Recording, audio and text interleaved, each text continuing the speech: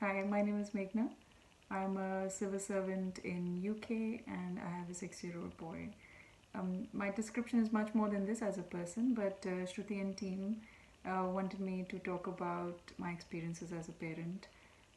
Since I live in London, they thought it would be helpful to talk about a different perspective from another geography, and people might find that helpful. So these are purely my personal views about what I think is helpful and isn't. Um, I would say that on things that I found hugely helpful working and living here and being a new parent in London was that institutionally there's a lot of support. Government policy requires that organizations have to give up to 1 year maternity leave or parental leave, which can be shared between both the spouses, which I think is very sensible because both the parents can share the responsibilities, and indeed they do.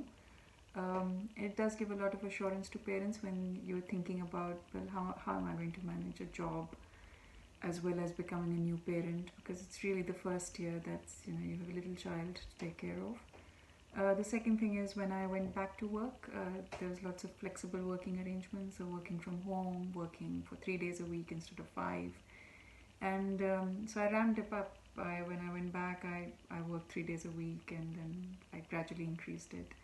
And I thought that organizations generally do this here, and it makes a lot of sense because for them to hire a brand new person and then develop them and upskill them takes a lot of investment. And why not support their own staff in an important life event? They're going to get a lot of value out of that staff member, including a sense of belonging. So I think it works for both parties quite well. The third thing that's quite important to new parents is, well, once your child is around a year old or so, going back to work. Some parents do take the option of a career break, so take another year off and then go back to work. But I don't think that's that very frequent necessarily, but it's an option. But the decision of sending your child to a good nursery or good childcare system here also has some institutional support, because these are government bodies audit these organizations and they rate them in outstanding, good, poor. And so as parents you can make the decision of which nursery you'd like to send your baby to. That does increase a lot of transparency and accountability, and does help take away some of your worries in terms of safety and will my child be taken good care of. So I felt institutionally there was a lot of support, and we didn't have family here, but people, parents do help out their children, take care of the grandchildren a couple of days a week, but mostly people rely on institutional support. Um, on in terms of sort of what I think I have learned and I wish I knew when I had my son was more about I wish I had accepted that I'm going to make mistakes and not be very hard on myself.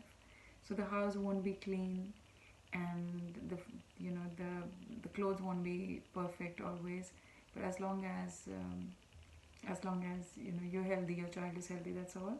I think women, at least, I'm not trying to generalize, but growing up in India, there is a tendency to sort of, as a woman, take the pressure of being the homemaker and the parent, and it's hard to shake it off. No matter how open and sensible your thinking is, it's hard to shake it off.